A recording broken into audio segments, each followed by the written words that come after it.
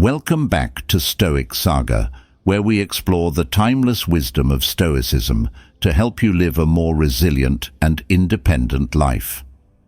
In today's episode, we're diving into a topic that affects almost everyone at some point: emotional dependency.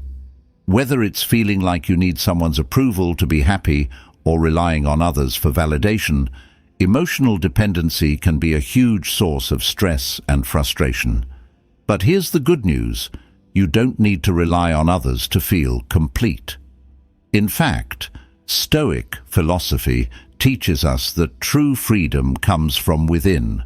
By focusing on your own growth, values, and inner strength, you can break free from emotional dependency and build a life that's rooted in self-reliance and resilience. In this episode, we're going to explore 10 practical steps rooted in Stoic philosophy that will help you eliminate emotional dependency. These steps will not only help you take back control of your emotions, but they'll also empower you to live a more fulfilling, balanced life. Let me start by sharing a story that illustrates this point. There was once a young woman named Sophia who lived in a small town by the sea. Sophia was known for her kindness and her willingness to help others. But beneath her smile, she struggled with a deep sense of emotional dependency, particularly when it came to her partner, Marcos. Everything she did seemed to revolve around him. Her happiness was tied entirely to his approval. If Marcos was happy, Sophia was happy. But if he was upset, her world came crashing down. She felt like her life had no meaning without him. One day, after a heated argument with Marcos, Sophia found herself walking alone on the beach, feeling lost and uncertain. As she walked, she came across an elderly woman sitting quietly on a rock, gazing out at the horizon. Without even thinking, Sophia sat down next to her and poured out her heart. She told the woman how she felt that without Marcos, her life had no value, that she depended on him for everything, and that she was terrified of losing him. The woman listened quietly, and then, with a calm smile, said something that changed Sophia's life. "I used to feel the same way you do. I believed that without the person I loved, I would be lost, like a ship without a rudder. But then I realized something important. The ocean is still the ocean, with or without the waves. You, Sophia, are like the ocean. You do not depend on the waves to be who you are." These words struck a chord with Sophia. Over the following weeks, she began to reflect on her life and her emotional dependency. Slowly but surely, she started to distance herself from that need for Marcos's approval. She began to spend more time focusing on herself, rediscovering what made her happy without relying on external validation. She started investing in her own well-being, cultivating her passions, and taking pride in her individuality. One day, while walking along the same beach, she saw the elderly woman again and approached her with a smile. "Now I understand," she said. "The ocean is vast and deep, and while the waves may come and go, they do not define the ocean. I am like the ocean, and I have found peace in my own depth." The moral of this story is simple but powerful. While relationships and connections are important, your inner peace and happiness should not depend on others. Like the ocean, you have your own depth and strength, and by tapping into that inner power, you can break free from emotional dependency and find true freedom. The Stoics believed that we all have the capacity for emotional independence, and it begins with cultivating self-awareness, practicing self-care, and learning to let go of the need for constant validation from others. So, are you ready to take control of your emotional well-being and stop depending on others for your happiness? If so, let's dive into the 10 steps that will help you eliminate emotional dependency and start living with more confidence, balance, and inner peace.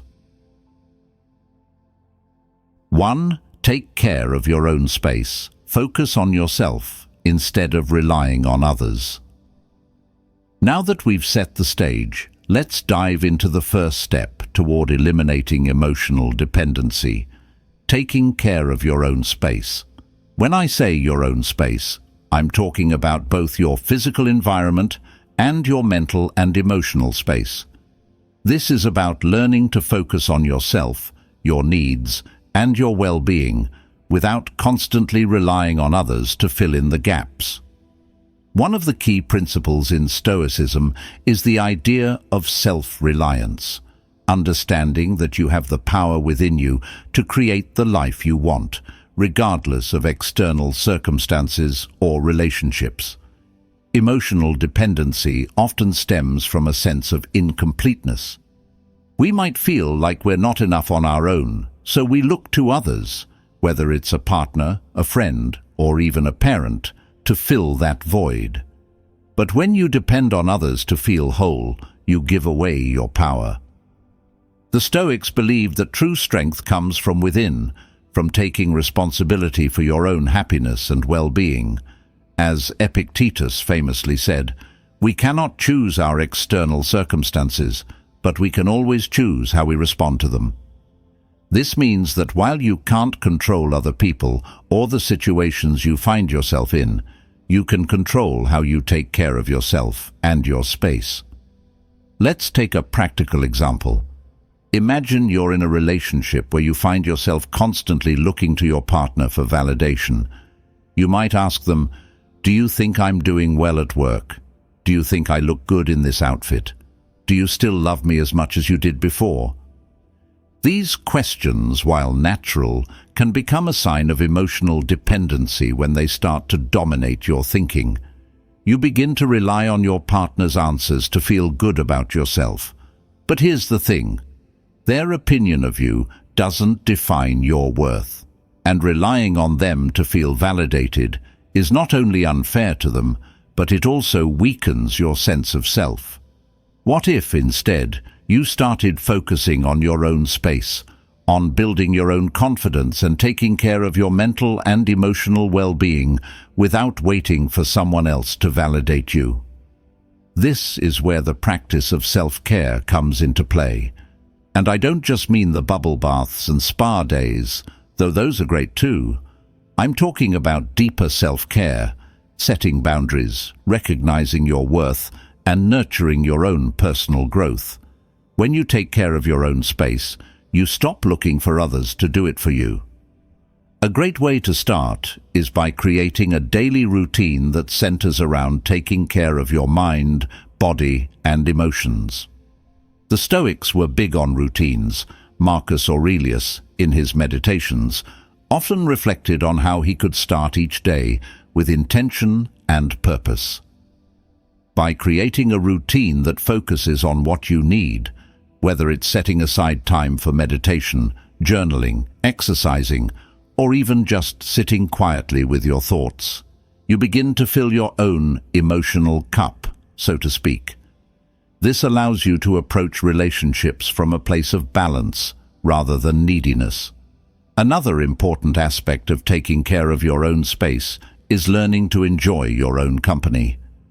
Emotional dependency often makes us feel like we always need to be around others to feel secure or happy.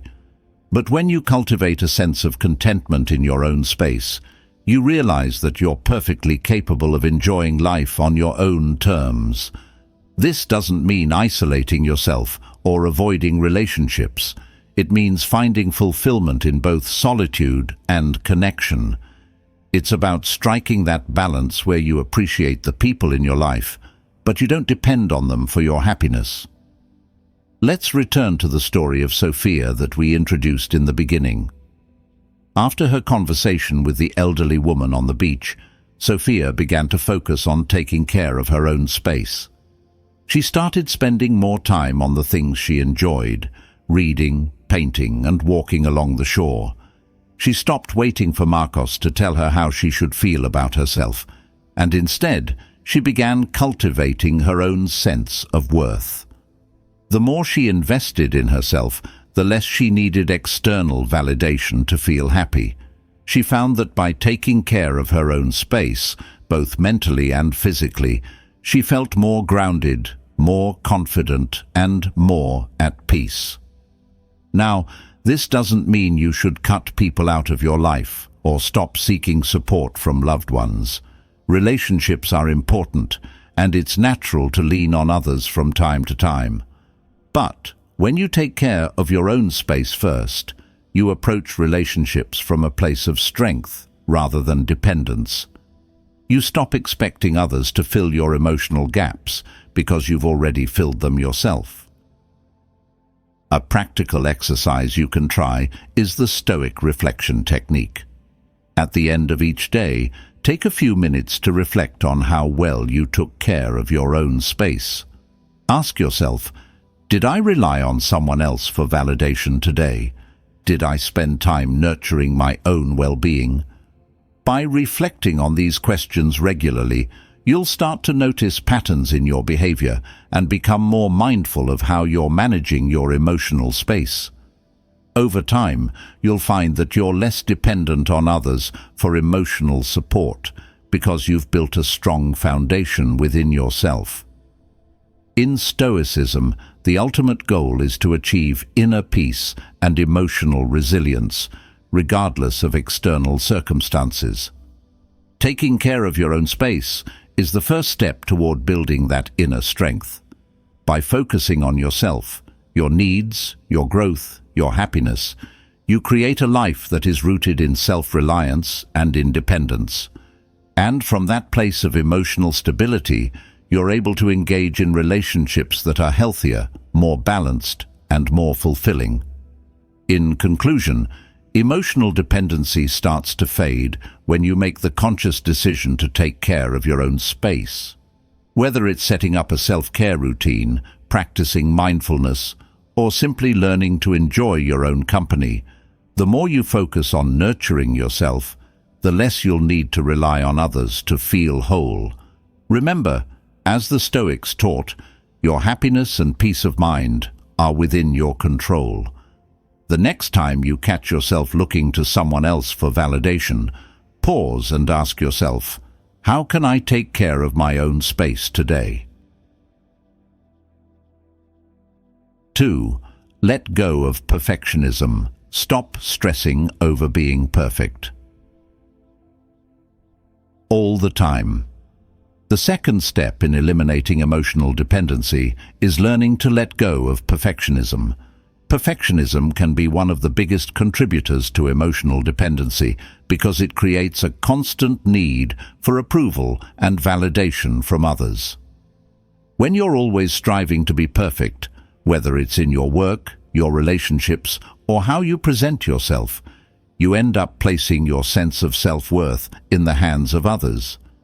You rely on their approval to feel like you're good enough, which fuels a cycle of emotional dependency. Stoicism teaches us that perfection is an illusion. It's not something we should strive for because it's unattainable. The Stoics believed that instead of chasing perfection, we should focus on progress and improvement, knowing that mistakes and flaws are part of the human experience. In Meditations, Marcus Aurelius writes, "Do not think that what is hard for you to master is humanly impossible, but if a thing is humanly possible, consider it to be within your reach." This is a powerful reminder that instead of stressing about being perfect, we should focus on what's within our control and accept that imperfection is part of the process. Let's consider how perfectionism plays out in real life. Imagine you're working on a project at your job, and you're constantly tweaking and revising because you want it to be flawless. You spend hours going over the smallest details, worrying about what your boss or co-workers might think if there's even a minor mistake. The stress starts to build up, and suddenly it's not just about the project, it's about your entire sense of self-worth. If the project isn't perfect, does that mean you're not good enough? This kind of thinking puts your emotional well-being in the hands of others, making you dependent on their approval to feel confident in yourself. Perfectionism also shows up in relationships. You might feel the need to be the perfect partner, friend, or family member, constantly worrying that any mistake or flaw will lead to rejection or disapproval. This kind of mindset makes you overly dependent on how others perceive you, and you start shaping your behavior around what you think they want rather than being authentic. Over time, this creates an exhausting cycle of seeking validation and approval, which only deepens your emotional dependency. So, how do you let go of perfectionism? The first step is recognizing that perfection isn't real. No one is perfect, and expecting perfection from yourself or others is setting yourself up for disappointment. The Stoics understood that human beings are fallible, and they embraced imperfection as part of the natural order of life. Instead of striving for perfection, focus on doing your best within the limits of what's possible. Progress, not perfection, should be your goal. A practical way to start letting go of perfectionism is to shift your mindset from "I have to be perfect" to "I'm allowed to make mistakes." This doesn't mean you stop caring about doing a good job or being a good person. It means you give yourself permission to be human. Mistakes and imperfections are opportunities for growth, not reasons to feel ashamed or insecure. By embracing imperfection, you reduce the pressure to constantly seek validation from others. Here's a simple exercise you can try. The next time you catch yourself obsessing over a project, a decision, or how you appear to others, pause and ask yourself, am I aiming for progress or perfection? If it's perfection, remind yourself that no one expects you to be perfect, and you shouldn't expect that from yourself either. By focusing on progress, taking small steps forward and learning from mistakes, you allow yourself to grow without the burden of perfectionism. Another way to let go of perfectionism is by practicing self-compassion. Often, perfectionism comes from a place of fear of failure, fear of judgment, or fear of not being good enough. But when you practice self-compassion, you learn to treat yourself with kindness, even when things don't go perfectly. This reduces the emotional dependency on others' approval because you start to validate yourself. The Stoics emphasized the importance of self-reflection and self-acceptance, recognizing that being human means embracing both your strengths and your flaws. Think about the story of Sophia from the introduction. When she was emotionally dependent on Marcos, part of her struggle was the belief that she had to be perfect to keep the relationship intact. She was constantly worried that if she made a mistake or showed any weakness, Marcos would leave or think less of her. But as she started to focus on her own growth and self-care, Sophia realized that perfection wasn't the goal. What mattered was being authentic and allowing herself to grow, even if that meant making mistakes along the way. This shift in mindset helped her break free from the cycle of perfectionism and emotional dependency. Letting go of perfectionism also helps you set healthy boundaries in relationships. When you stop trying to be perfect for others, you become more comfortable saying no, setting limits, and standing up for your own needs. You no longer feel the need to please everyone or meet impossible standards, which allows you to protect your emotional well-being. This, in turn, strengthens your relationships because you're approaching them from a place of balance and authenticity, rather than from a need to be perfect. A final thought to consider is that letting go of perfectionism opens the door to vulnerability. Vulnerability can be scary because it means being honest about your flaws, mistakes, and imperfections, but it's also the key to deeper, more meaningful connections with others. When you allow yourself to be vulnerable, you create space for genuine relationships based on mutual respect and understanding, rather than on the false image of perfection.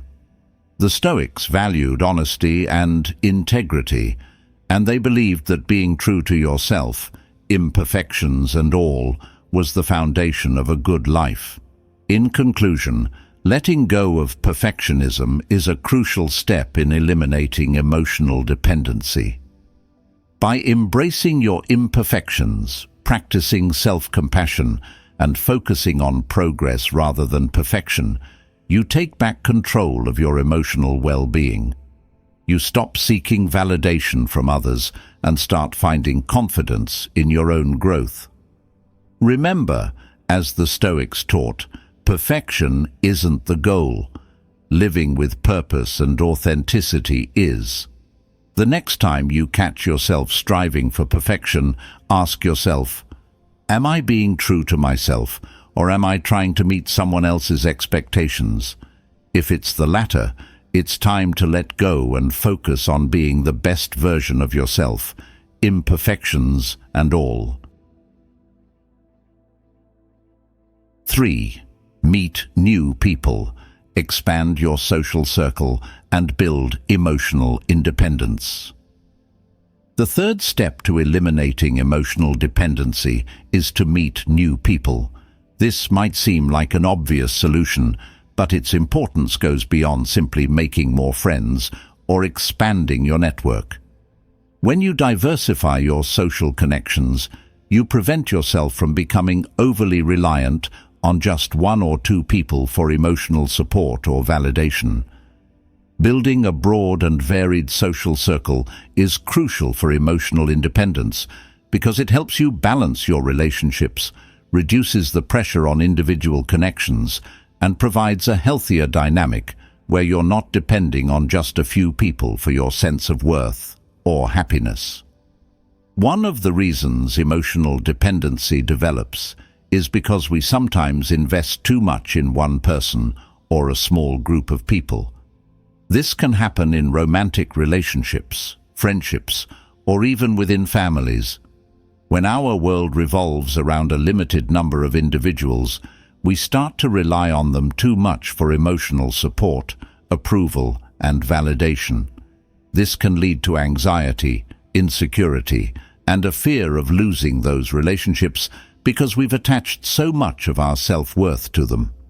The Stoics, however, believed in the importance of resilience and self-reliance, and part of that is learning to spread your emotional connections across a wider range of people and experiences. In Meditations, Marcus Aurelius often reminded himself of the transient nature of relationships and the importance of not becoming too attached to any one person or situation. He wrote, "You have power over your mind, not outside events. Realize this, and you will find strength." This Stoic principle teaches us that while relationships are important, we should not allow our happiness or emotional well-being to be entirely dependent on any single person or external circumstance. Expanding your social circle is one way to create a healthy balance, so you don't fall into the trap of emotional dependency. Let's take a real-life example. Imagine you're in a close-knit friendship with one person, and over time, you start to depend on them for emotional support, validation, and even your sense of self-worth. If that person is unavailable, busy, or dealing with their own challenges, you might start to feel anxious or lost. You might question your value or worry about the stability of the relationship. This is where emotional dependency starts to creep in. When you rely too heavily on one person, it creates an imbalance, and that can lead to insecurity and overthinking. Now, what if you had a more diverse social circle? By meeting new people and expanding your relationships, you reduce the emotional pressure on any single connection. If one friend is unavailable, you can lean on another. If you're going through a tough time, you have a wider network of people to support you. This doesn't mean spreading yourself too thin or making superficial connections. It means building a variety of relationships that enrich your life in different ways. Some friends might offer emotional support, while others might share common hobbies or interests. The key is to have a well-rounded social circle that doesn't place all your emotional needs on one person. A practical way to start meeting new people is by engaging in activities and hobbies that interest you, whether it's joining a sports team, attending a local class, volunteering, or even just participating in community events. These activities provide natural opportunities to meet people who share your interests. The Stoics believed that human beings are social creatures by nature, and we thrive when we engage with others in meaningful ways.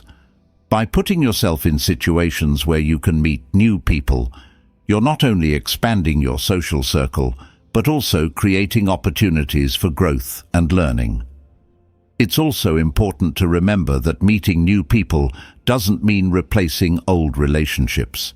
It's about complementing your existing connections with new ones, creating a healthy balance where you're not emotionally dependent on any single person. This approach aligns with the Stoic principle of moderation. The Stoics taught that we should strive for balance in all aspects of life, and that includes our relationships. By diversifying your social connections, you create a more resilient emotional foundation, which allows you to engage in relationships without becoming overly dependent. Think back to the story of Sophia from the introduction. As she began to focus on her own space and let go of perfectionism, Sophia also realized that she had been relying too heavily on her partner, Marcos, for emotional support. Her world revolved around him, and when he wasn't available, she felt lost and anxious. To break free from this cycle, Sophia decided to start meeting new people. She joined a local art class, where she met others who shared her passion for painting. She also reconnected with old friends she hadn't seen in a while.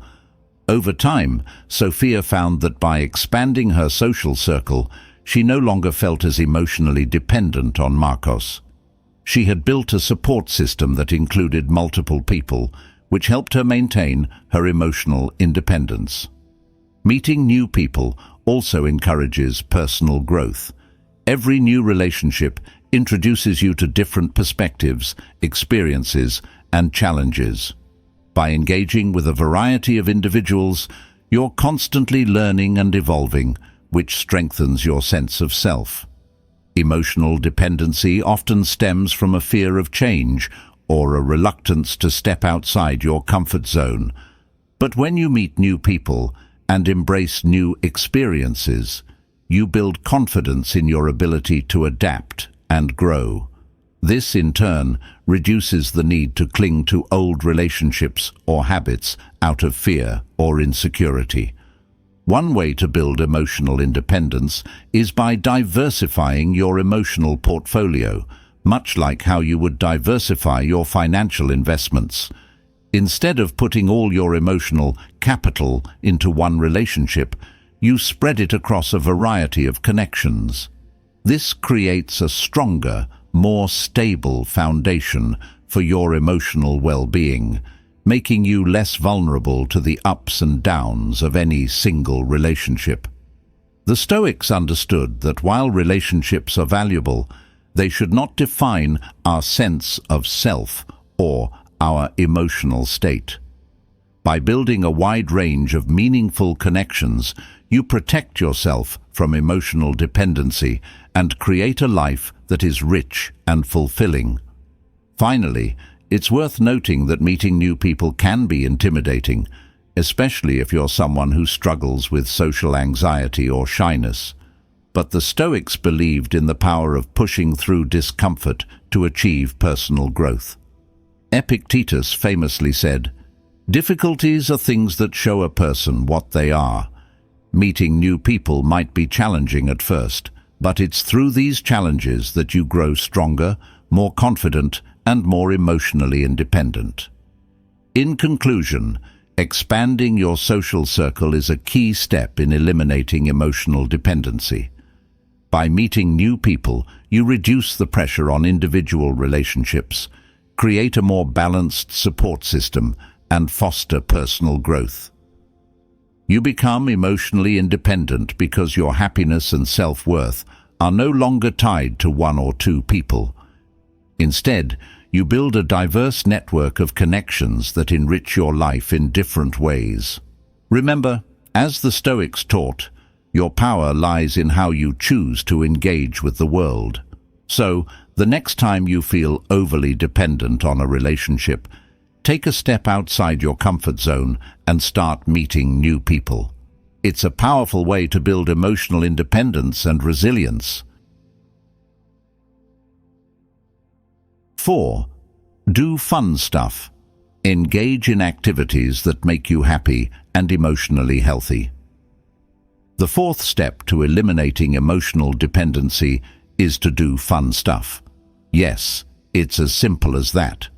Engaging in activities that bring you joy and fulfillment is one of the most effective ways to nurture your emotional health and break free from dependency on others. When you fill your life with activities that make you happy, you build a sense of self-sufficiency. You no longer need someone else to provide your sense of fulfillment because you're already giving it to yourself through your own experiences. Stoicism isn't just about enduring hardships and developing emotional resilience, although those are important aspects. The Stoics also believed in the value of joy, contentment, and living a good life, one that is filled with meaning and enjoyment. While they emphasized moderation and self-control, they also taught that we should seek out activities that align with our values and bring us genuine happiness. Seneca, in his letters, often wrote about the importance of enjoying life's simple pleasures. He encouraged people to find joy in everyday experiences, rather than constantly chasing external rewards or validation.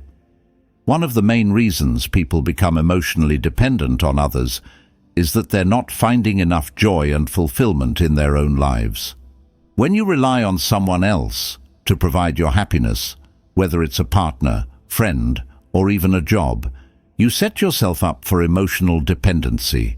You might find yourself constantly seeking their company, approval, or affection to feel happy or validated.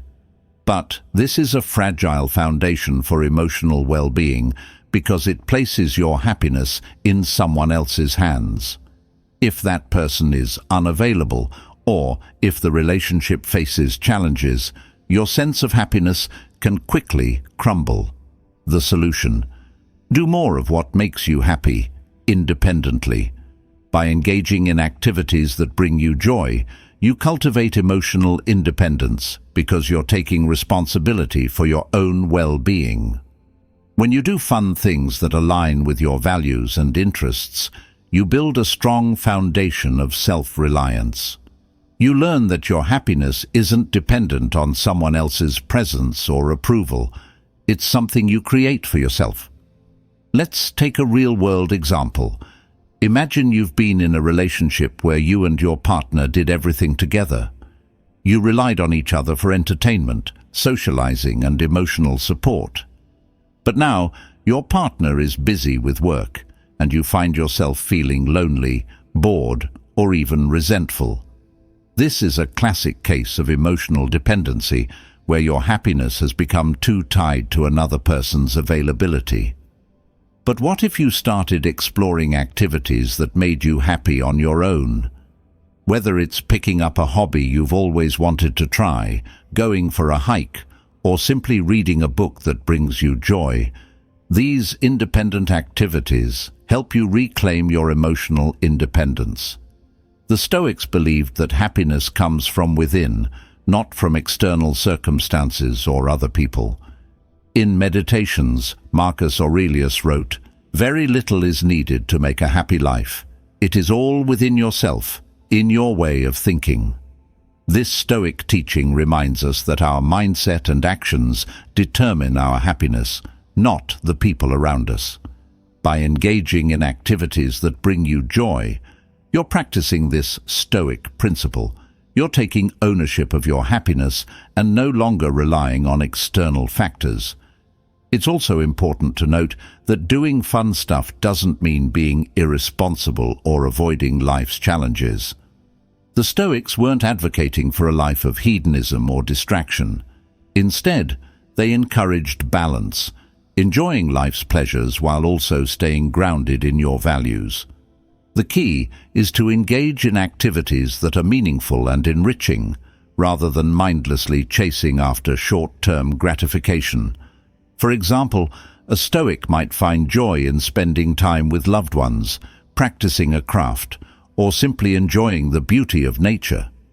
A practical way to start doing more fun stuff is to make a list of activities that bring you joy and fulfillment. These could be hobbies, sports, creative pursuits, or even simple things like taking a walk in the park or cooking a favorite meal. Once you have your list, commit to doing at least one of these activities each week, on your own. This is important because it reinforces the idea that you don't need someone else to make these experiences meaningful. By engaging in fun activities on your own, you build emotional independence and show yourself that you are fully capable of creating happiness in your life. Think about Sophia from our earlier story. After realizing she was emotionally dependent on Marcos, she decided to start doing more of the things that made her happy. She picked up painting again, a hobby she had set aside for years, and started going to art classes by herself. She also began hiking along the coast, something she had always loved but had stopped doing because Marcos wasn't interested. These activities gave Sophia a renewed sense of joy and fulfillment. She no longer felt like she needed Marcos to be happy because she had found happiness within herself through the things she loved doing. Another benefit of doing fun stuff is that it helps you reconnect with your sense of identity. Emotional dependency often leads to losing yourself in a relationship. You start to forget who you are outside of that relationship, and your identity becomes intertwined with the other person. By engaging in activities that make you happy, you rediscover your passions, interests, and individuality. This not only strengthens your emotional independence, but also makes you a more confident and well-rounded person, which in turn can improve your relationships. One of the Stoic practices that aligns with this idea is mindful enjoyment. The Stoics believed in being fully present in whatever you're doing, whether it's a simple activity or a moment of joy.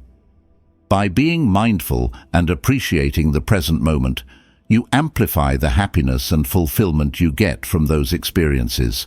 For example, if you're reading a book, instead of worrying about what's next on your to-do list or whether someone will call you, focus entirely on the book and the pleasure it brings you. This practice not only enhances your enjoyment, but also helps you break free from the constant need for external validation or company. Let's not forget the importance of social fun either. While it's important to do things on your own, it's also valuable to engage in social activities that bring you joy. The Stoics believed that human beings are naturally social creatures, and building healthy relationships is a key part of living a good life. The difference is that you're approaching these social interactions from a place of emotional independence. You're not relying on others to make you happy, but you're sharing joy with them as part of a balanced and fulfilling life. In conclusion, doing fun stuff is more than just a way to pass the time. It's a vital part of building emotional independence. By engaging in activities that bring you joy, you reclaim your sense of self and stop relying on others for your happiness. You learn that you are fully capable of creating joy and fulfillment in your own life, which strengthens your emotional well-being and makes you less dependent on external sources of validation. So the next time you feel emotionally dependent on someone else, take a step back and ask yourself, what can I do today that brings me joy, just for me? 5. Spend time alone, get comfortable, being by yourself, and enjoy your own company. The fifth step in eliminating emotional dependency is learning to spend time alone and enjoy your own company. This might sound simple, but for many people, the idea of being alone can be intimidating or even uncomfortable. Emotional dependency often develops when we rely on others to fill our time, distract us from our thoughts, or provide a sense of validation. But when you learn to spend time alone and appreciate solitude, you build emotional independence, self-reliance, and a deeper understanding of yourself.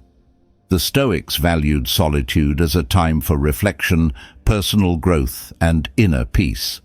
Marcus Aurelius, in his Meditations, often wrote about the importance of retreating into oneself, away from the noise and distractions of the outside world. He wrote, "Nowhere can man find a quieter or more untroubled retreat than in his own soul." This idea speaks to the heart of why spending time alone is so crucial. When you cultivate the ability to be at peace with yourself, you no longer depend on external factors or other people to feel content. You realize that your sense of happiness and fulfillment can come from within. For many people, being alone can feel uncomfortable because it forces them to confront their thoughts, insecurities, or worries without the distraction of others.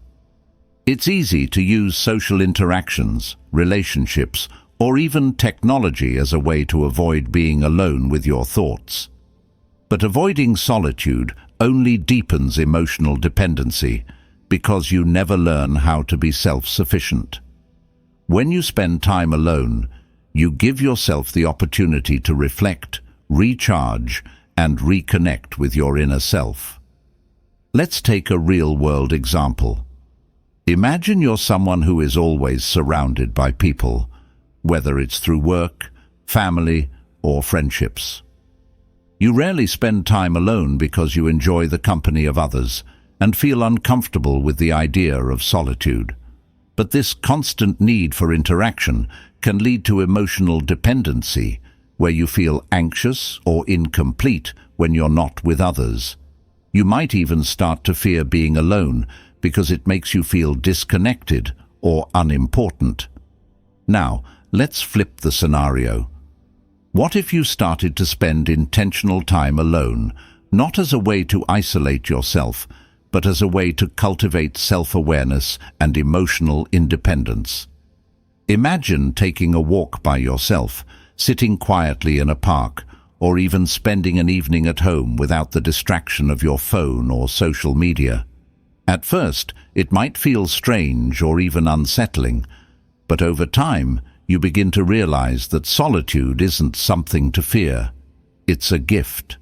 It's a time to reflect, to think deeply, and to reconnect with who you are outside of your relationships or social roles.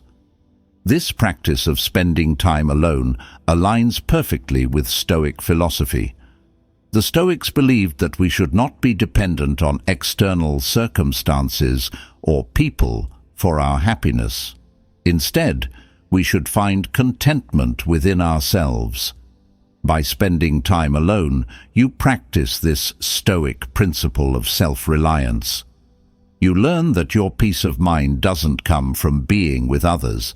It comes from cultivating a calm and balanced inner world. A great way to start enjoying your own company is by planning solo activities that you genuinely enjoy. This could be anything from going to a movie by yourself, reading a book, or taking yourself out for a meal.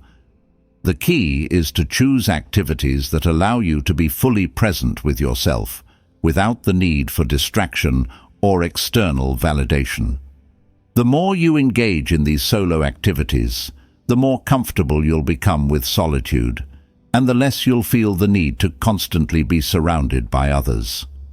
Another important aspect of spending time alone is that it gives you the opportunity for self-reflection. When you're constantly in the company of others, it can be difficult to find the time and space to reflect on your own thoughts, emotions, and goals. But solitude provides a quiet environment where you can think more deeply about your life, your values, and the direction you're heading. The Stoics valued this kind of introspection because it allowed them to align their actions with their principles. By spending time alone, you give yourself the chance to check in with yourself and make sure that you're living in accordance with your own values, not someone else's. Let's go back to Sophia's story. As she began to focus on taking care of her own space and meeting new people, she also realized that she had been avoiding time alone because it made her feel anxious. She had always relied on Marcos or her friends to fill her time and provide a sense of purpose. But after her conversation with the elderly woman on the beach, Sophia decided to embrace solitude as part of her journey toward emotional independence. She started spending more time by herself, taking long walks along the coast, journaling, and even meditating. At first, it was uncomfortable. She felt the urge to reach for her phone or call someone to fill the silence. But over time, Sophia began to appreciate the peace and clarity that came with solitude. She found that by spending time alone, she became more confident, more self-aware, and less reliant on others for emotional support. Solitude also helps you develop a stronger sense of self-worth. When you're comfortable being alone, you're not constantly seeking validation or approval from others. You stop worrying about what people think of you because you've cultivated a sense of inner confidence that doesn't depend on external opinions. This is a powerful way to break free from emotional dependency, because you no longer need someone else to make you feel valued or important. You've already given that to yourself. It's also worth noting that spending time alone doesn't mean you have to isolate yourself or avoid relationships. In fact, the opposite is true.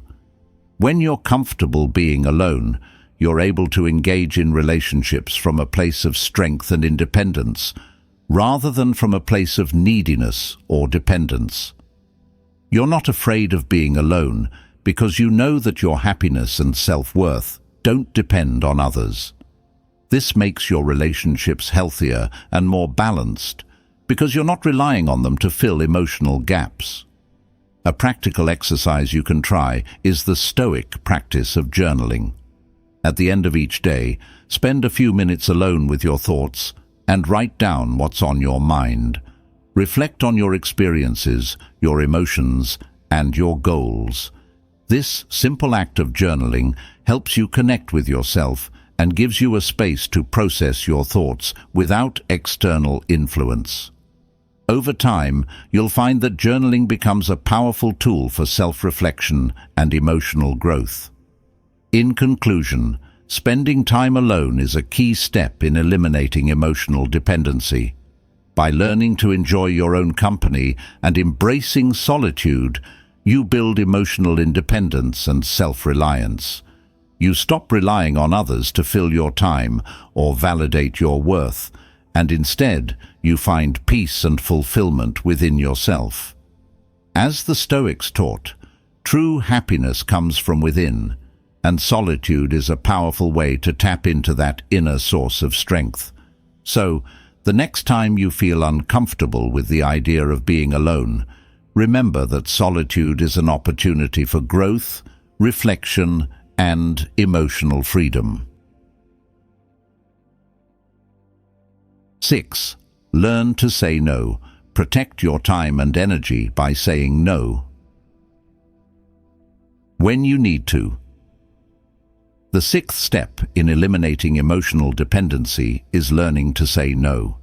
This might sound simple, but for many people, saying no can be incredibly difficult, especially when we've developed emotional dependencies on others. Whether it's agreeing to something because you don't want to disappoint someone, or going along with plans that don't serve your needs, emotional dependency often manifests in an inability to set boundaries. Learning to say no is about protecting your time, energy, and emotional well-being, and it's a critical step toward building emotional independence. Stoicism teaches us to focus on what is within our control and to protect our inner peace. Part of this involves setting boundaries and not overextending ourselves for the sake of others, especially if it comes at the expense of our own well-being. Epictetus famously said, "No man is free who is not master of himself." This Stoic principle reminds us that true freedom comes from being able to control our own actions and decisions, not from being at the mercy of others' expectations or demands.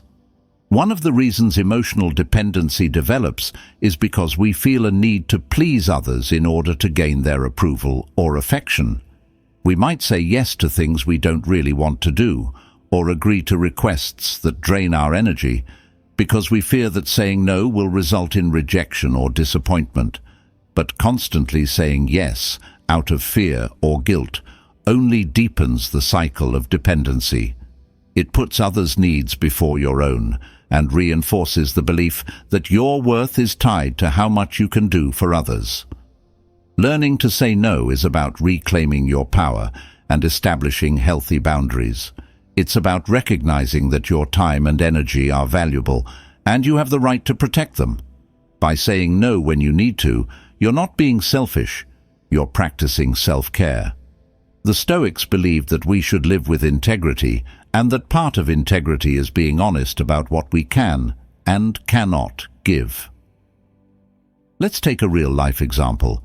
Imagine you're someone who is always there for your friends and family.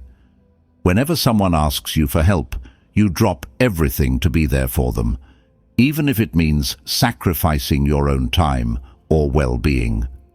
You've developed a reputation as the go-to person, but over time you start to feel drained, resentful, or even taken for granted. The more you say yes, the more people come to rely on you, and the harder it becomes to say no. This is a classic case of emotional dependency, where you feel obligated to meet others' needs at the expense of your own. Now, imagine what would happen if you started to set boundaries and say no when necessary. At first, it might feel uncomfortable, especially if you're used to being the person who always says yes. But over time, you'll notice that by protecting your time and energy, you're able to take better care of yourself. You're no longer overcommitting or stretching yourself too thin, and while some people might be disappointed at first, they'll ultimately respect your boundaries and understand that you have the right to prioritize your own well-being. The Stoics believed that boundaries are essential for living a balanced and peaceful life. By learning to say no, you create space in your life for the things that truly matter to you. You stop filling your time with obligations that don't align with your values, and you start focusing on what brings you joy and fulfillment. Saying no also helps you avoid resentment. When you say yes to things you don't really want to do, it often leads to feelings of frustration or anger, either toward yourself for overcommitting or toward others for asking too much of you. But by saying no, you prevent these negative emotions from building up. One practical way to start saying no is by practicing assertive communication. When someone asks you to do something that you don't have the time, energy, or desire to do, be honest and clear in your response. You don't need to over-explain or justify your decision. Simply saying, "I can't commit to that right now," or "I don't have the capacity to take that on," is enough. The key is to communicate your boundaries with confidence and kindness without feeling guilty or defensive. Another important aspect of learning to say no is understanding that you're not responsible for other people's reactions. One of the reasons we struggle to say no is because we fear how the other person will react, whether they'll be disappointed, upset, or think less of us. But Stoicism teaches us to focus on what is within our control, and other people's reactions are not something we can control. What we can control is how we communicate our boundaries and how we manage our own time and energy. Let's revisit Sophia's journey.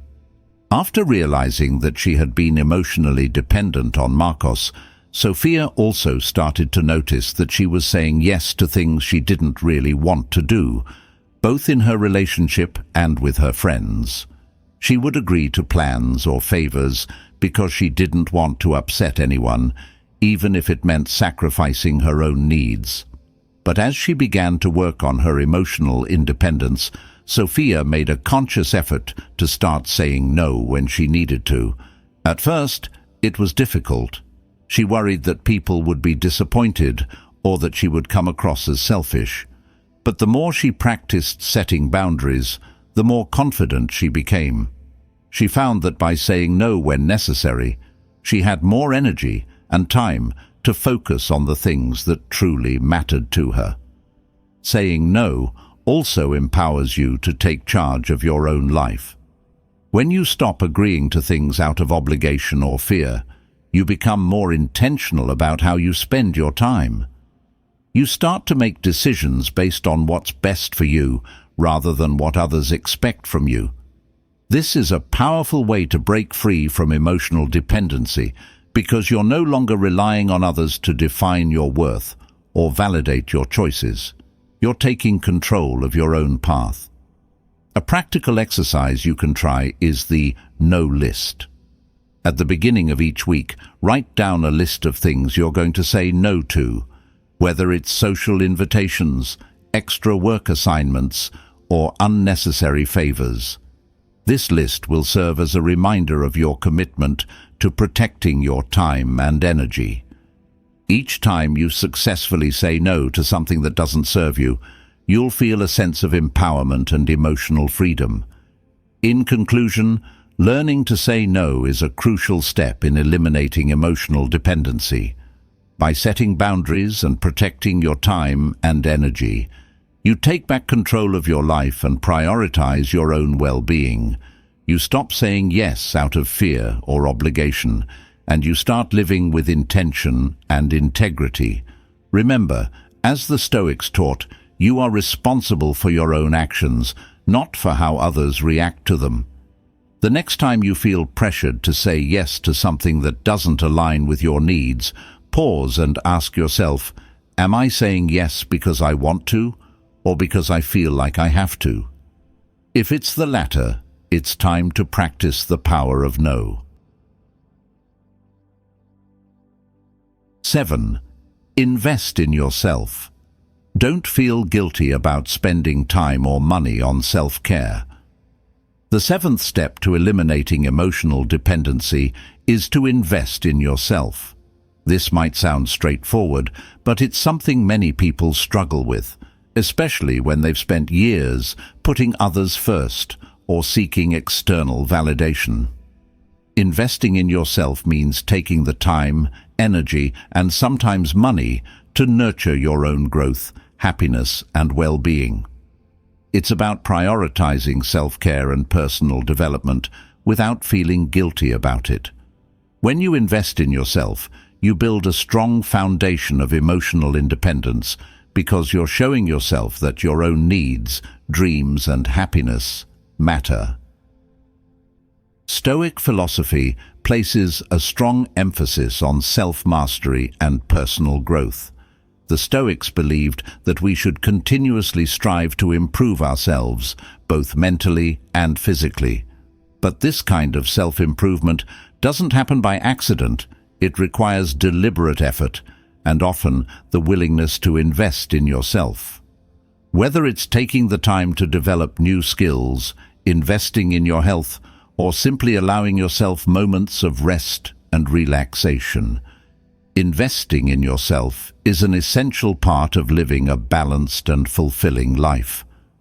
One of the reasons emotional dependency develops is because we neglect our own needs in favor of focusing on others. We might prioritize someone else's happiness, career, or goals, leaving little room for our own personal growth. Over time, this can lead to feelings of resentment, burnout, and a deep sense of unfulfillment. But when you invest in yourself, you're taking back control of your life. You're acknowledging that your needs and well-being are just as important as anyone else's, and you're making a conscious effort to prioritize them. A common misconception about self-care is that it's selfish or indulgent, especially if it involves spending money on things that aren't considered essential. But the truth is, self-care is essential. It's about maintaining your physical, emotional, and mental health so that you can show up as your best self in all areas of life. The Stoics would argue that investing in yourself isn't just a personal benefit, it's also a way to better serve others. As Seneca once said, "It is not that we have a short time to live, but that we waste a lot of it." By taking care of yourself and investing in your personal growth, you're making the most of the time and opportunities you have. Let's take a practical example. Imagine you've been focusing so much on your work, family, or relationships that you've stopped investing in your own well-being. Maybe you've put off going to the gym, neglected your hobbies, or avoided taking time off to relax. Over time, you start to feel drained, stressed, and emotionally dependent on others to lift your spirits. This is a clear sign that you're not investing enough in yourself. Now, imagine what would happen if you started making self-care a priority. What if you carved out time each week to do something you enjoy, whether it's taking a yoga class, reading a book, or pursuing a creative project? What if you allowed yourself to spend money on things that bring you joy and help you grow without feeling guilty about it? By investing in yourself, you're sending a powerful message. I am worth the time, energy, and resources I put into my own well-being. This shift in mindset is key to breaking free from emotional dependency because it puts the focus back on your own growth and happiness, rather than relying on others to fill that role. One of the best ways to start investing in yourself is by creating a self-care routine that works for you. This doesn't have to be complicated or time-consuming. It's about finding small, meaningful ways to take care of yourself on a regular basis. Maybe that means setting aside 15 minutes each morning for meditation or journaling. Maybe it means signing up for a class that helps you develop a new skill or reconnect with a passion. The key is to make it a priority and not feel guilty about taking time for yourself. Think back to Sophia's story. As she worked on eliminating her emotional dependency on Marcos, she realized that she had spent so much time focusing on his needs and happiness that she had neglected her own. She felt guilty about spending money on herself or taking time away from their relationship to pursue her own interests. But as Sophia began to invest in herself, whether it was through painting, hiking, or simply spending time alone, she discovered that she felt more confident, more fulfilled, and more emotionally independent. She no longer needed Marcos's approval or validation to feel good about herself because she had learned to provide that for herself. Investing in yourself also means setting goals for your personal growth. The Stoics were big on the idea of progress, of constantly working to improve yourself, both morally and intellectually. Marcus Aurelius, in his Meditations, often reflected on his own progress and the areas of his life where he needed to grow. By setting personal goals, whether it's learning a new skill, improving your health, or working on your emotional well-being, you're taking an active role in your own development. These goals give you a sense of purpose and direction, which helps reduce emotional dependency because you're not waiting for someone else to give your life meaning. You're creating that meaning for yourself. Another important aspect of investing in yourself is taking care of your mental health. Emotional dependency often stems from unresolved insecurities, anxieties, or past experiences that have left you feeling unworthy or incomplete. By investing in your mental health, whether it's through therapy, mindfulness practices, or simply taking time to rest, you're giving yourself the tools to heal and grow. The Stoics believed in the importance of inner peace, and part of achieving that peace is taking care of your mental and emotional well-being. A practical exercise you can try is the self-investment plan. At the beginning of each month, write down 3 areas of your life where you want to invest in yourself. These could be related to your health, personal development, or emotional well-being.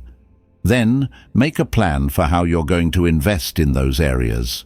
This could be as simple as scheduling time for exercise, signing up for a class, or booking a therapy session. The key is to commit to these investments and to recognize that you are worth the time, energy, and money you put into your own growth. In conclusion, investing in yourself is one of the most important steps in eliminating emotional dependency. By prioritizing your own well-being, personal growth, and happiness, you build emotional independence and self-confidence. You stop relying on others to provide your sense of worth or fulfillment because you're taking responsibility for your own happiness. Remember, as the Stoics taught, the most important investment you can make is in yourself. So, the next time you feel guilty about spending time or money on self-care, remind yourself that you're not just taking care of yourself. You're building the foundation for a happier, more fulfilled life. 8. Set solid boundaries. Make sure your relationships have clear and firm limits. The 8th step in eliminating emotional dependency is learning to set solid boundaries. Boundaries are essential in any healthy relationship, whether it's with a partner, family member, friend, or even a co-worker. They help define what's acceptable and what isn't, protecting your emotional well-being and ensuring that your needs are respected. When you don't have clear boundaries, you risk losing yourself in relationships, which can lead to emotional dependency. By setting firm limits, you create space for mutual respect, emotional independence, and healthier connections. Stoic philosophy places great emphasis on self-discipline and maintaining control over your emotions. One of the ways to practice this control is by setting boundaries that protect your mental and emotional health. Epictetus, one of the great Stoic philosophers, taught that you are responsible for how you act, no matter how you feel. This idea is central to boundary setting. You are in charge of defining and enforcing the limits that safeguard your emotional space, regardless of how others may react or how difficult it may feel in the moment. Why are boundaries so important in breaking free from emotional dependency? When you don't have clear boundaries, you might find yourself saying yes to things you don't want to do, taking on other people's emotions, or feeling responsible for their happiness. This lack of boundaries creates a dynamic where you're constantly giving without receiving, and it can lead to resentment, burnout, and emotional exhaustion. Over time, you become emotionally dependent on others because you've blurred the lines between where you end and where they begin. Boundaries allow you to reclaim your emotional space and ensure that your needs are being met in relationships. Let's take a real-world example. Imagine you're in a relationship where you've developed a pattern of always putting the other person's needs ahead of your own. You're constantly available for them, whether it's to listen to their problems, help them with tasks, or spend time together, even when it's inconvenient for you. Over time, this dynamic becomes exhausting, and you start to feel emotionally drained because your boundaries aren't being respected, or maybe you haven't even set them in the first place. You might even fear that if you assert your boundaries, the other person will feel hurt or pull away, which makes you even more emotionally dependent on their approval. Now, Imagine what would happen if you started to set clear boundaries in that relationship. You could communicate your needs honestly, whether it's needing time alone, asking for help in return, or saying no when you don't have the capacity to give. At first, it might feel uncomfortable or even guilt-inducing, but over time you'll find that boundaries create healthier relationships. You'll feel more respected, less overwhelmed, and more emotionally independent, because you've created a structure that honors your needs as much as the other person's. The Stoics believed that setting boundaries is a form of self-respect. It's about acknowledging your own worth and understanding that your time, energy, and emotional space are valuable. When you set boundaries, you're practicing the Stoic principle of focusing on what you can control: your actions, your reactions, and your choices. You can't control how others will react to your boundaries, but you can control how you enforce them. This is where true emotional independence comes from, knowing that you have the right to protect your well-being, regardless of external circumstances. A practical way to start setting boundaries is by identifying the areas in your life where you feel overwhelmed, drained, or taken for granted. These are often signs that your boundaries are too loose or non-existent. Once you've identified these areas, think about what kind of boundaries you need to set to protect your emotional health. This could be anything from limiting the amount of time you spend with certain people to setting limits on how much emotional support you're able to give. The key is to be clear and direct when communicating these boundaries. You don't need to apologize or feel guilty for setting limits. It's about respecting your own needs and ensuring that your relationships are balanced. Let's return to Sophia's story. As she worked on building her emotional independence, Sophia realized that she had never set clear boundaries with Marcos. She had always been available for him, putting his needs ahead of her own and rarely speaking up when she felt overwhelmed. But as she began to focus on herself and invest in her own well-being, Sophia recognized the importance of setting boundaries. She started by having an open conversation with Marcos about her needs. She explained that while she cared deeply for him, she needed time for herself to recharge and pursue her own interests. At first, it was difficult for both of them to adjust to these new boundaries, but over time, their relationship improved. Sophia felt more confident and secure, knowing that her emotional space was being respected, and their relationship became healthier and more balanced as a result. Setting boundaries doesn't just improve romantic relationships. It's also crucial in friendships, family dynamics, and even professional environments. For example, in a work setting, you might need to set boundaries around your availability to prevent burnout. Maybe you've been saying yes to every request or staying late every day because you don't want to disappoint your boss or co-workers. But this kind of behavior can quickly lead to emotional exhaustion. By setting boundaries, such as limiting your working hours or being clear about what tasks you can reasonably take on, you protect your emotional well-being and avoid becoming overly dependent on external validation. Another benefit of setting boundaries is that it helps you avoid emotional enmeshment. Emotional enmeshment occurs when the boundaries between two people become blurred and they begin to take on each other's emotions, problems, and responsibilities. This often happens in close relationships where one person feels responsible for the other's happiness or emotional state. But emotional enmeshment can be incredibly draining and lead to a loss of individual identity.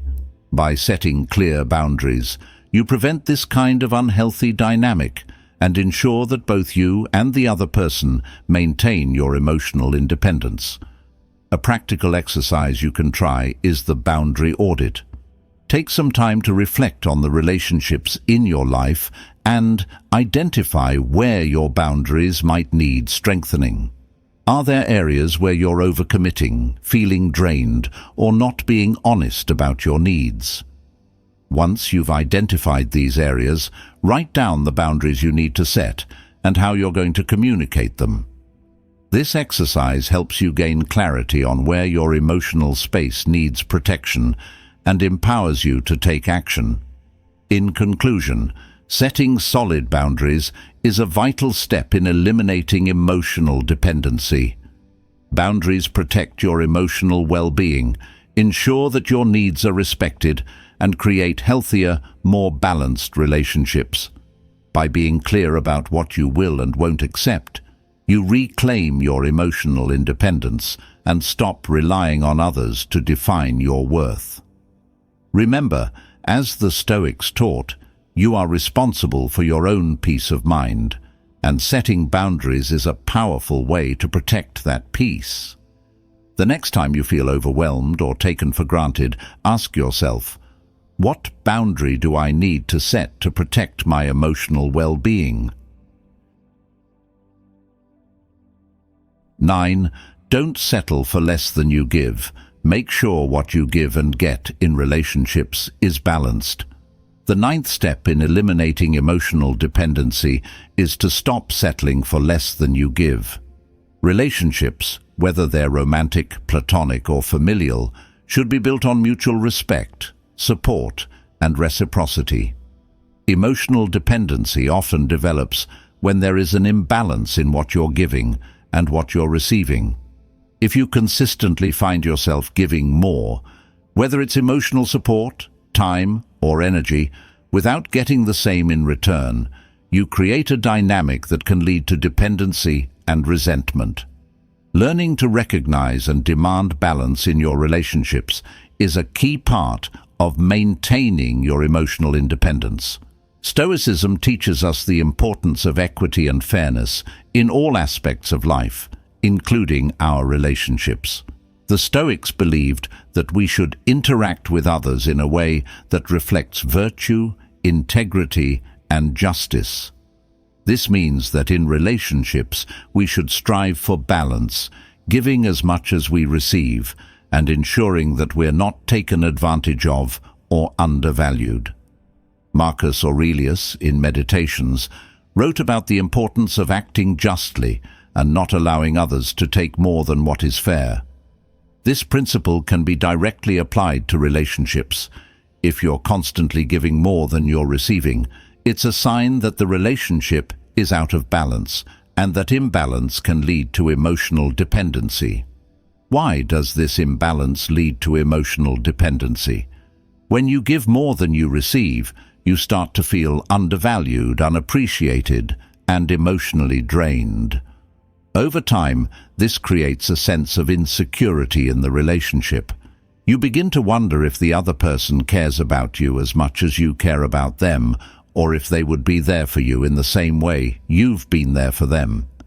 This insecurity fuels emotional dependency because you become more invested in seeking their approval or validation to compensate for the imbalance. You might even fear setting boundaries or asking for more, because you worry that the other person will pull away if you stop giving so much.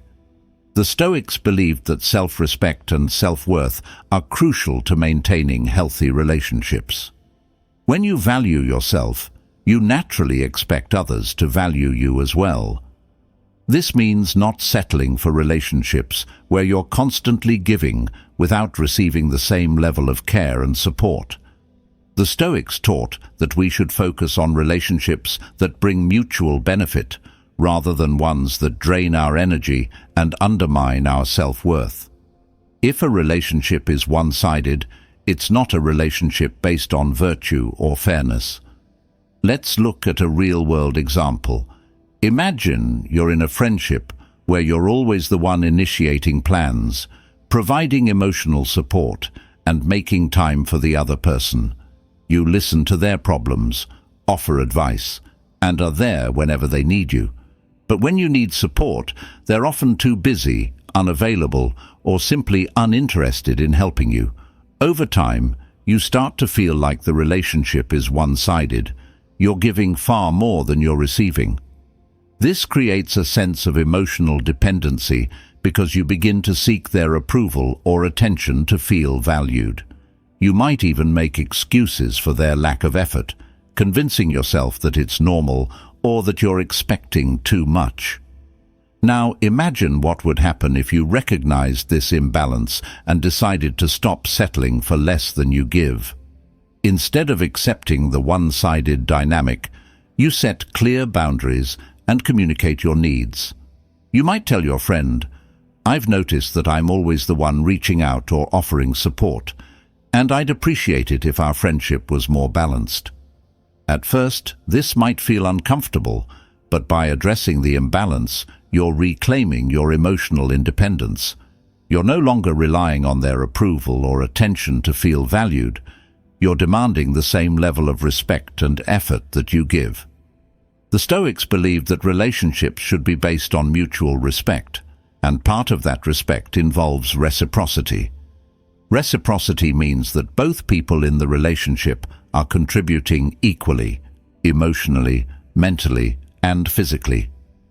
This doesn't mean that every interaction or act of kindness needs to be perfectly balanced, but over time, the relationship should feel fair and supportive on both sides.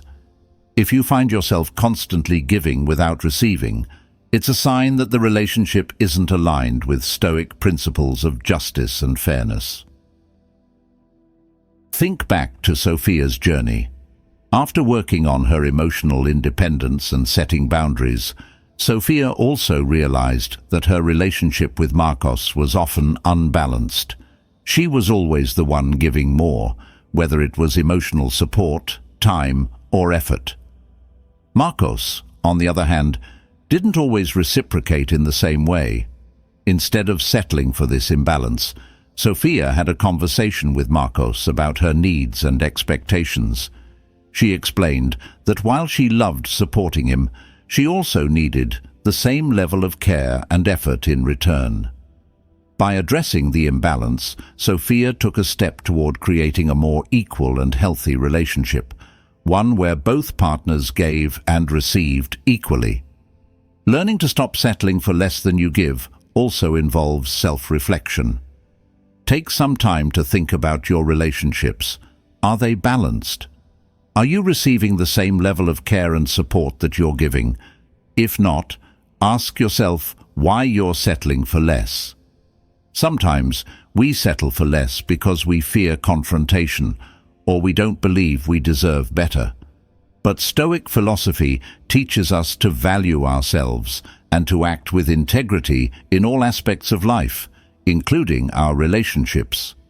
By recognizing your worth and demanding reciprocity, you strengthen your emotional independence and create relationships that are built on mutual respect. A practical exercise you can try is the relationship balance check. Take a piece of paper and write down the key relationships in your life, whether they're romantic, platonic, or familial.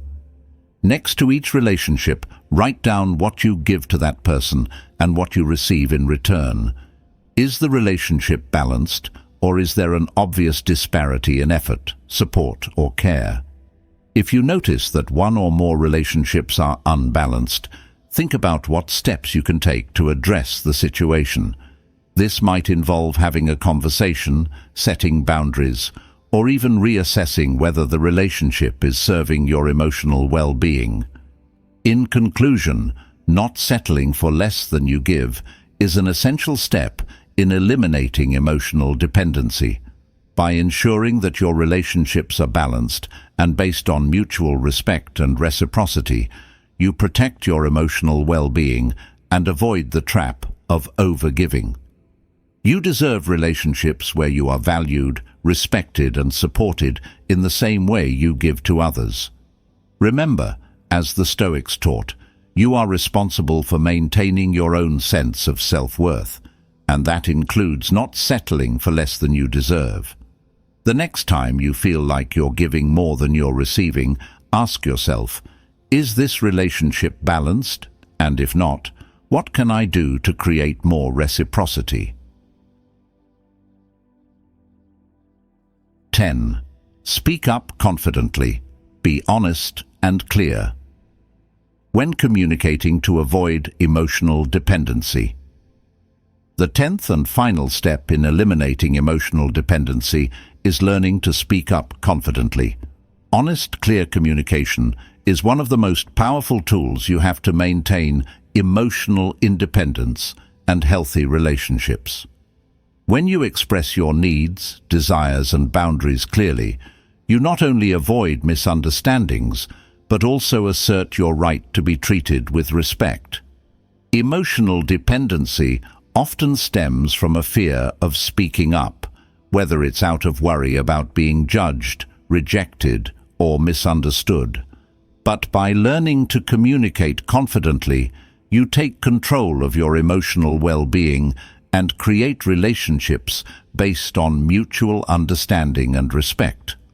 The Stoics believed deeply in the value of honest and direct communication. They taught that we should speak truthfully and act with integrity in all of our interactions. Epictetus, one of the great Stoic philosophers, emphasized that we should not fear the judgment of others when we speak the truth. He said, "If anyone tells you that a certain person speaks ill of you, do not make excuses about what is said of you, but answer, 'He was ignorant of my other faults, else he would not have mentioned these alone.'" This Stoic attitude encourages us to be honest and unafraid of how others might perceive our truth. Clear, direct communication is the foundation of healthy relationships and is essential for emotional independence. Why is speaking up so important in eliminating emotional dependency? When you don't speak up, you might end up suppressing your feelings, hiding your true needs, or going along with things you don't really want. Over time, this creates resentment, frustration, and a sense of powerlessness. You might begin to feel as if your voice doesn't matter, or worse, that your needs aren't valid. This can lead to emotional dependency because you start relying on others to guess or anticipate your needs, rather than taking responsibility for communicating them yourself. Speaking up confidently allows you to assert your needs without fear and ensures that your emotional well-being is prioritized. Let's take a practical example. Imagine you're in a romantic relationship where you often feel like your needs aren't being met. Perhaps you want more quality time with your partner, or maybe you feel like certain issues in the relationship need to be addressed. Instead of speaking up, though, you stay silent because you don't want to cause conflict, or you fear that your partner might react negatively. Over time, this silence leads to emotional dependency. You're waiting for your partner to notice your needs or to fix the situation without you having to speak up. But the reality is, your partner can't read your mind, and by not expressing your needs, you're only deepening the emotional imbalance in the relationship. Now, imagine what would happen if you confidently communicated your needs to your partner. You might say, "I've noticed that we haven't spent much quality time together lately, and I'd like to make an effort to change that." Or, "There's something that's been bothering me, and I think it's important we talk about it." By speaking up, you're asserting your emotional needs in a clear and respectful way. You're no longer relying on your partner to guess what you want or need. You're taking responsibility for your own emotional well-being by communicating it directly. The Stoics would argue that communication is an act of self-respect. When you speak up for yourself, you're honoring your own needs and ensuring that you're treated with the respect you deserve. Clear communication also prevents the misunderstandings and miscommunications that can lead to emotional dependency. Often, emotional dependency arises because we feel misunderstood or undervalued in relationships, but instead of addressing the issue directly, we internalize it. By speaking up, you avoid this trap and create a dynamic where your voice is heard, respected, and valued. Think back to Sophia's journey.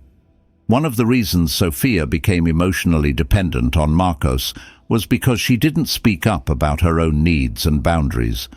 She was afraid that if she voiced her concerns or desires, Marcos might pull away or react negatively. But as she worked on her emotional independence, Sophia realized that part of maintaining healthy relationships is being able to communicate confidently and clearly. She began to speak up when something was bothering her or when she needed more support from Marcos. At first it felt uncomfortable, but over time Sophia discovered that by communicating honestly, her relationship became more balanced and her emotional dependency decreased. Learning to speak up confidently also means letting go of the fear of rejection.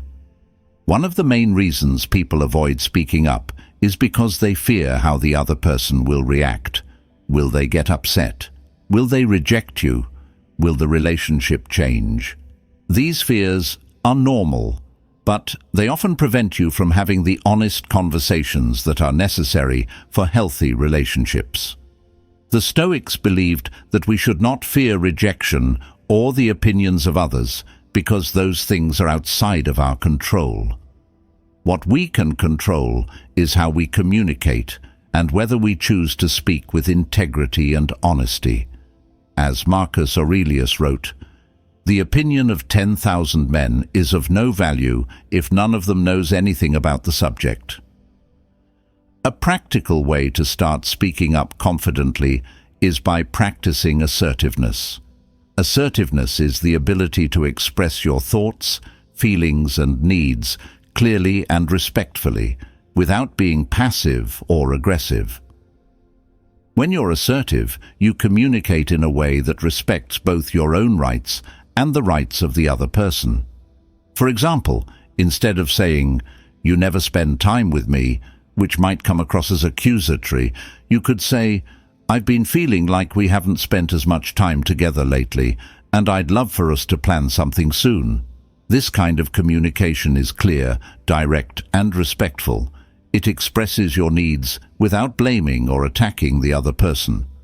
Another important aspect of speaking up confidently is learning to accept the outcome, whatever it may be. The Stoics taught that while we should always strive to act with integrity, we cannot control how others will respond.